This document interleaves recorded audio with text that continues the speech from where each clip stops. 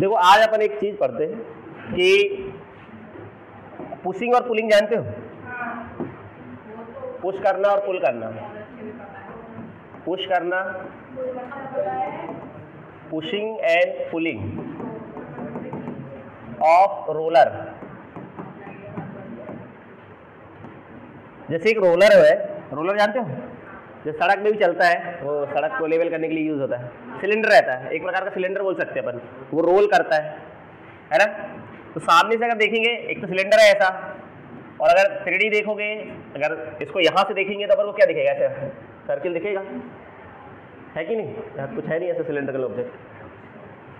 तो जैसे हाँ इसी को मान लेते हैं, जैसे ये सिलेंडर ही मान लो, इसको मान लो बॉटल गोली होती तो क्या होता है? इसको अपन रोल करें ऐसे, इसको रोल करेंगे ना, तो देखा होगा तुम लोग ग्राउंड वगैरह में लेवल करने के लिए या सड़क को लेवल करने के लिए रोलर को चलाते हैं, है ना। तो जब रोल करता है ये ऐसे, अपन दो तरीके हैं इसको चलाने के, या तो हम लोग इसको क्या करें, ऐसे पीछे से धक्का मारे ऐसे, इसको क्या बोलेंगे अपन? पुश करना। ऐसे धक्का मारे तो ये घूमेगा, आगे की तरफ जाएगा, ऐसे जाएगा। सामने से देखोगे तो ऐसे अपन को सिर्फ सर्कुलर पार्ट दिखेगा। अगर सर्किल है, अभी तो रेक्टेंगल है तो तुमको रेक्टेंगल दिखेगा, या स्क्वायर है तो स्क्वायर। गोला रहता, सिलिंड्रिकल रहता तो फिर यहाँ पे सर्किल दिखता। तो जब इसको धक्का दे रहे हैं, सपोज करो हम लोग इसको किसी भी तरीके से, और देखोगे रोलर या ग्राउंड वगैरह में देखोगे तो रोलर चलाने के लिए उसमें हैंडल भी लगा होता है, घसीटने के लिए लगा होता है कि नहीं लगा होता है? उसमें हैंडल बना रहता है, इधर यहाँ पे बना रहता है, इधर पे एक्सेल टाइप, और हैंडल लगा रहता है, उसको आगे बढ़ाएंगे तो ये घूमेगा। या दूसरा तरीका होता है, इसको आगे से खींचे अपन, तो खींचेंगे ना, अभी अपन क्या कर रहे हैं, इसको धक्का दे रहे हैं। मान लो तुमने ऐसे फोर्स लगाया इस पर, ये इसका हैंडल है, तो जब अपन इसको ऐसे धक्का लगाते हैं, मतलब अपन क्या कर रहे हैं, इसको धक्का मार के चला रहे हैं, ऐसे धक्का मार के चलाएंगे, मतलब अपन क्या कर रहे हैं, पुश कर रहे हैं। ऐसे उल्टा मान लो अपन इसको क्या करते, खींच रहे होते हैं। जब इसको अपन खींचेंगे, मान लो इस तरफ फोर्स लगा रहे होते हैं, ऐसे ही इस तरफ अपन फोर्स लगा रहे हैं इसको। अब ये हैंडल को अपन इधर कर लिया और इसको तुम इधर खींचो, तो ये क्या हो जाएगा, पुल करना, है ना। ये क्या होता है, इसको धक्का देना बोलेंगे, धकेलना, और इसको खींचना बोलेंगे।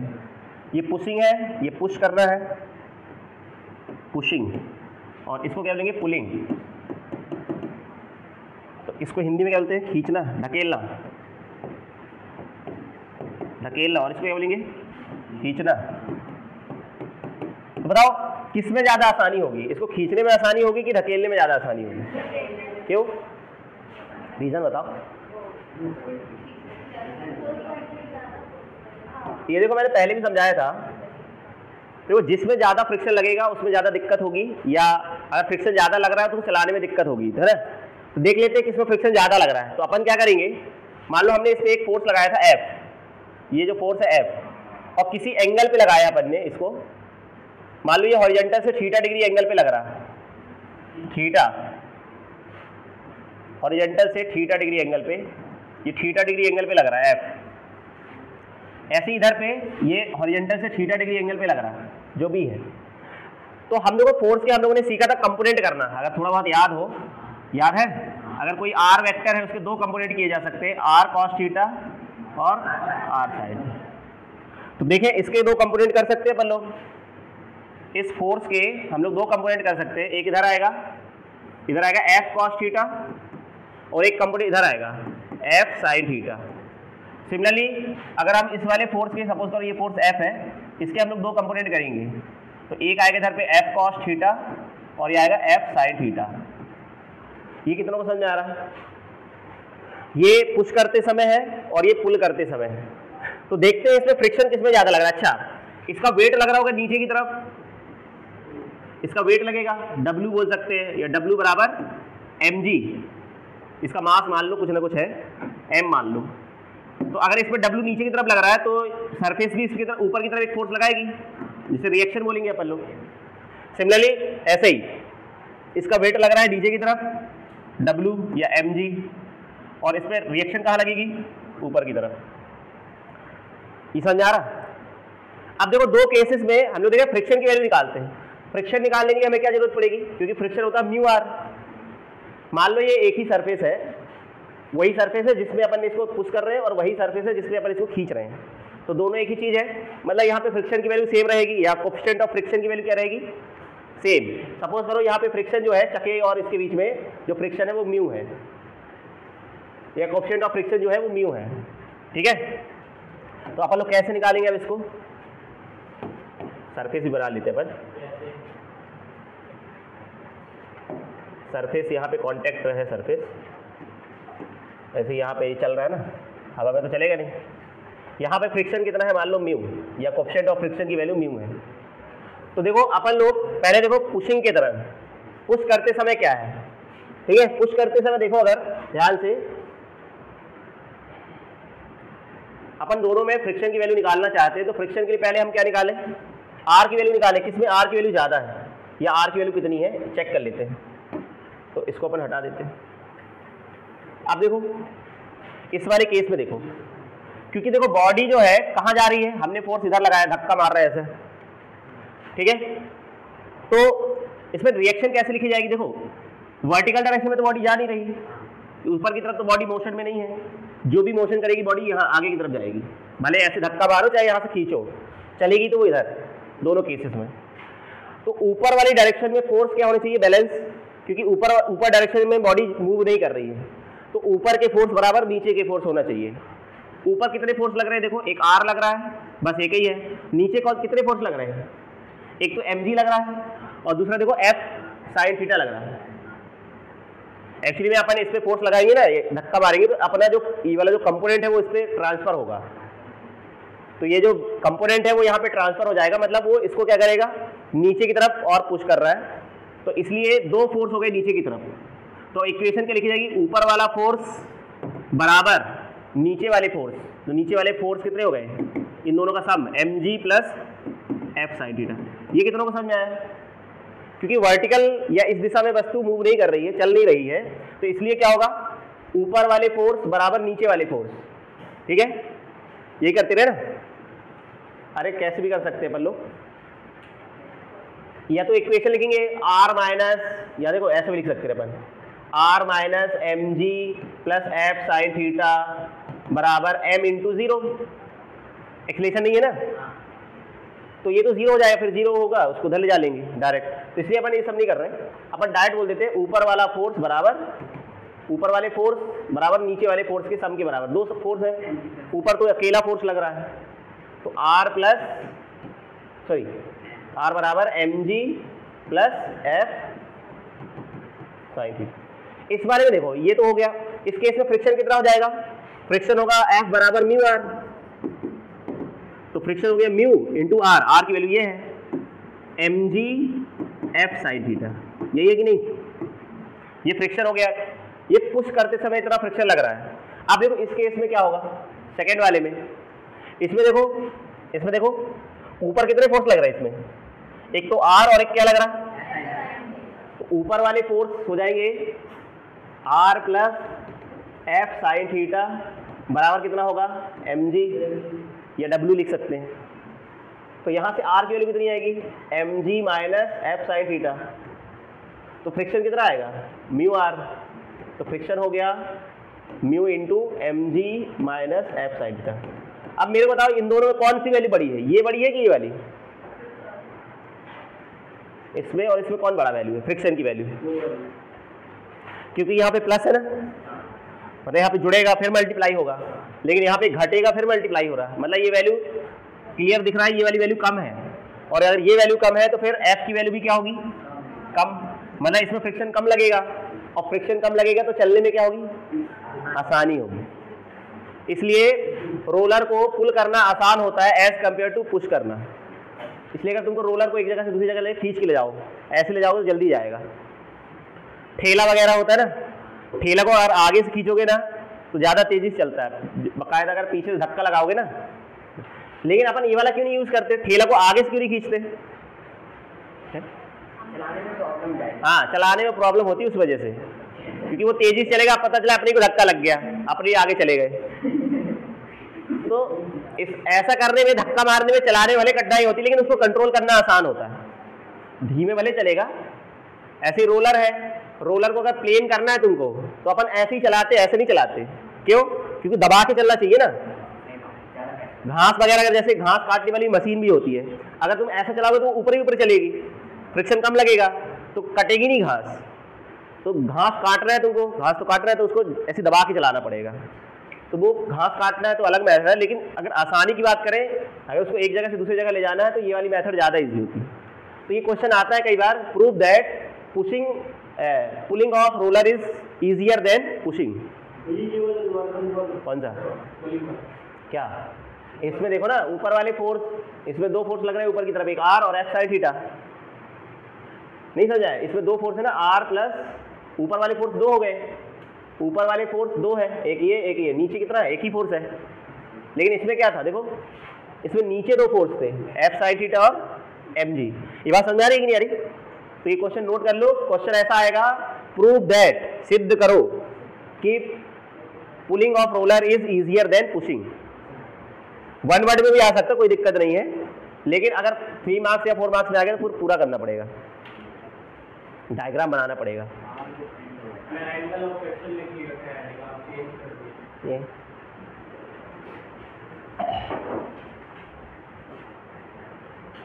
ये इक्वेशन 1 है, ये इक्वेशन 2 है, तो अपन लिखेंगे बाय इक्वेशन 1 एंड 2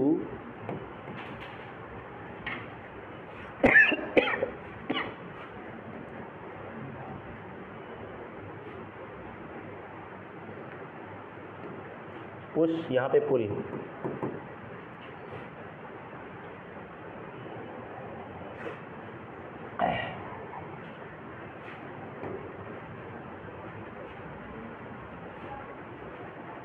तो यहाँ पे लिखेंगे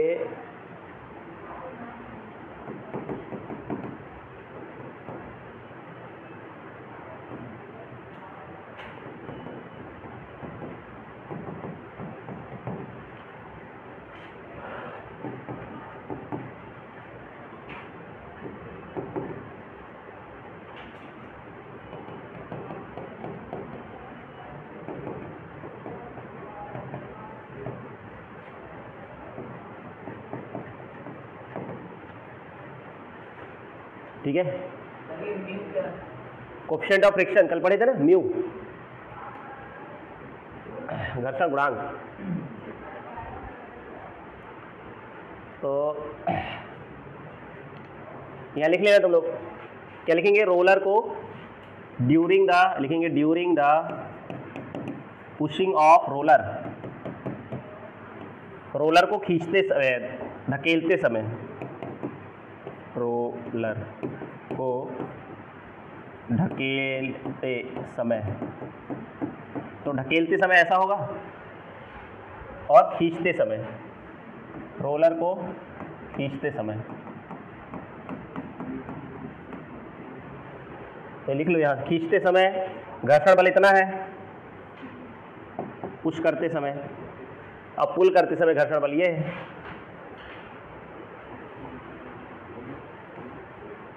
ठीक है, ढकेलते समय, खींचते समय। फिर यहाँ लिख देंगे, ये समीकरण 1 है, समीकरण 2 लिख देंगे। समीकरण 1 और समीकरण 2 से खींचते समय घर्षण बल का मान कम होता है, खींचते समय घर्षण बल का मान कम है ना, लिख देंगे यहाँ पे समीकरण 1 तथा 2 से खींचते समय घर्षण बल कम लगता है, खींचते समय घर्षण बल कम लगता है, इसलिए रोलर को ढकेलने की अपेक्षा खींचना आसान होता है। ठीक है, लिख लो इसको पहले यहाँ से यहाँ तक।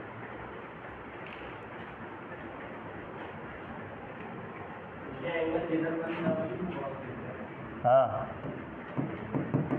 घर्षण या फिर फ्रिक्शन, इस केस में फ्रिक्शन।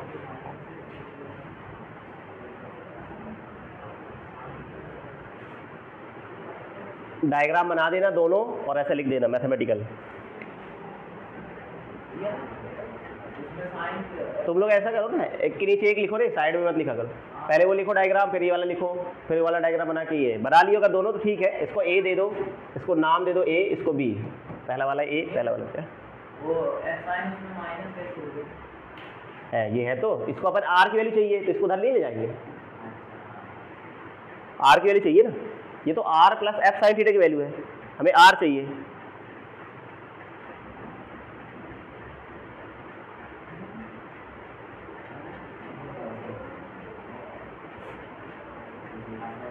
लिख लो यहाँ लिखो, खींचते समय।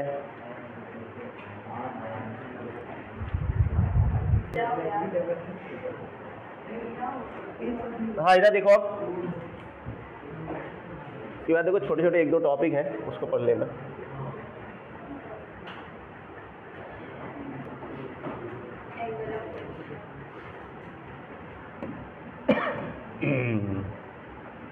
अब देखो ये है एंगल ऑफ फ्रिक्शन, इसे बोलते हैं हिंदी में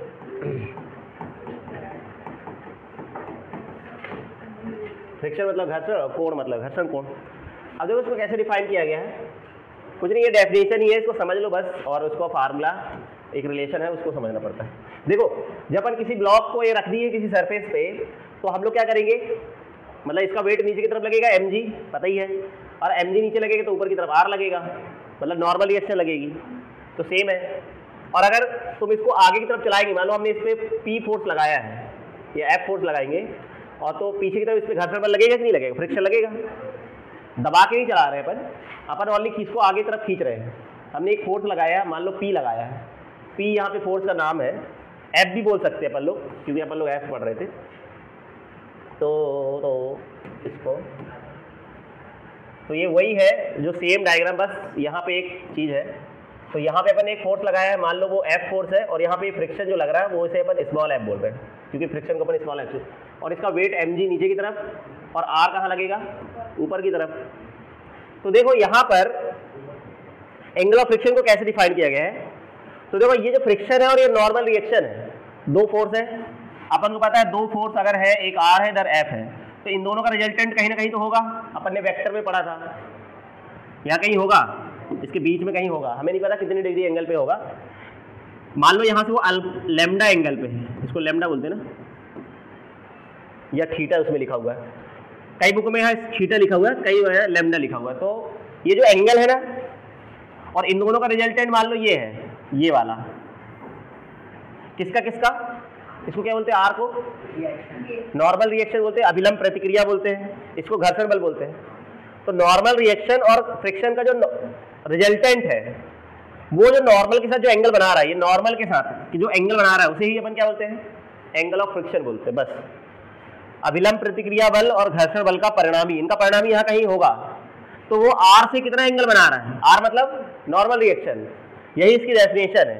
ठीक है, बस अब हमें ये वैल्यू निकालनी पड़ेगी कि लैम्डा की वैल्यू होगी कितनी या थीटा की वैल्यू होगी कितनी। तो देखो डेफिनेशन क्या है, the angle of friction may be defined as the angle, मतलब ये एक एंगल है, कौन सा एंगल है, which the resultant of limiting friction, limiting मतलब maximum value of static friction, क्योंकि यहाँ पे जो फ्रिक्शन लिखा होगा वो स्टैटिक फ्रिक्शन की मैक्सिमम वैल्यू ही लिखी होगी। Limiting friction and the normal reaction, इन दोनों का, इसका और इसका रिजल्टेंट, मतलब ये मेक्स विद द नॉर्मल, मतलब ये नॉर्मल के साथ जो एंगल बनाता है, इसी वाले एंगल को ही क्या बोलते हैं, एंगल ऑफ फ्रिक्शन बोलते हैं। इस वाले एंगल को नहीं बोलते, इसके साथ जो एंगल बन रहा है। तो यही इसकी डेफिनेशन है जो लिखी हुई है। तो अपन को सिर्फ अब थीटा की वैल्यू चाहिए, तो थीटा की वैल्यू कैसे निकलेगी है, अब हमें थीटा की वैल्यू फाइंड करना है। तो इस डायग्राम में अगर ध्यान से देखोगे तो ये वैल्यू कितनी है, ये वैल्यू f है, एक ट्रेपेजियम बन रहा है, या पैरेललोग्राम लॉ लगा सकते हैं अपन इसमें, ये वैल्यू f है और ये वैल्यू कितनी है r, तो ये वैल्यू कितनी होगी बता सकते हैं अपन लोग है। चलो उसको छोड़ो, ये अगर f है तो ये भी तो f होगा, पैरेललोग्राम है ना, समांतर चतुर्भुज है, जितना f होगा इतना ये होगा।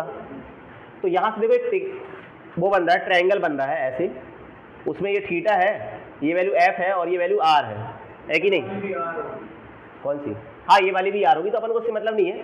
तो अपन इसमें देखो tan थीटा की वैल्यू निकालेंगे। tan थीटा क्या होता है, परपेंडिकुलर अपॉन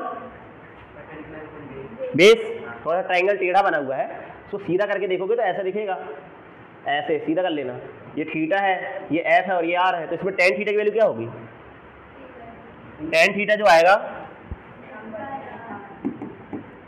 tan थीटा होगा f/r, हाँ कि ना। और इसके पहले अपन एक चीज पढ़ चुके हैं कि अपन जानते हैं f की वैल्यू क्या होती है, μr,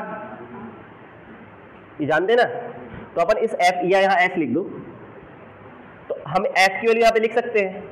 तो tan थीटा की वैल्यू कितनी आएगी, अगर यहाँ रख दें तो एफ की वैल्यू रख दे म्यू आर अपॉन में नीचे क्या हो जाएगा आर से आर उड़ गया, तो वैल्यू कितनी आ गई,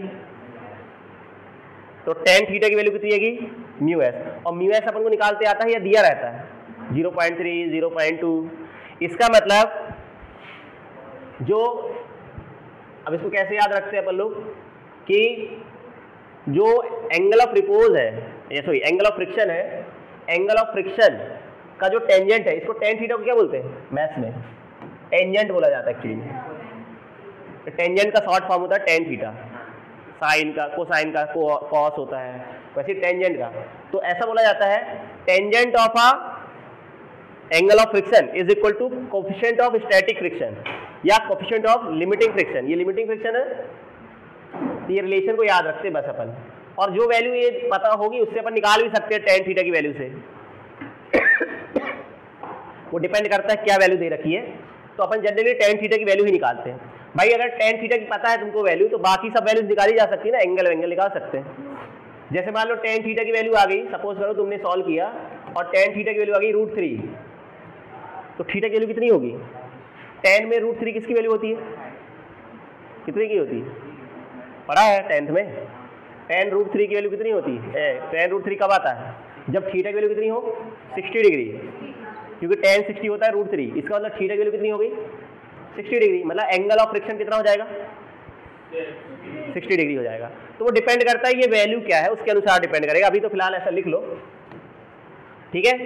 तो ये भी प्रॉपर्टी है एक कि जो टेंजेंट होता है किसका, इसको याद रखेंगे अपन, टेंजेंट ऑफ, ये लिखा हुआ है, tangent of angle of friction किसके बराबर होता है, कोफिशिएंट ऑफ स्टैटिक फ्रिक्शन के बराबर या कोफिशिएंट ऑफ लिमिटिंग फ्रिक्शन के बराबर, म्यू एस के बराबर है ना।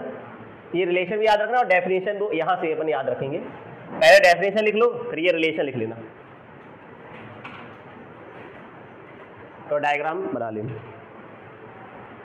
हिंदी में लिखो घर्षण कोण की परिभाषा,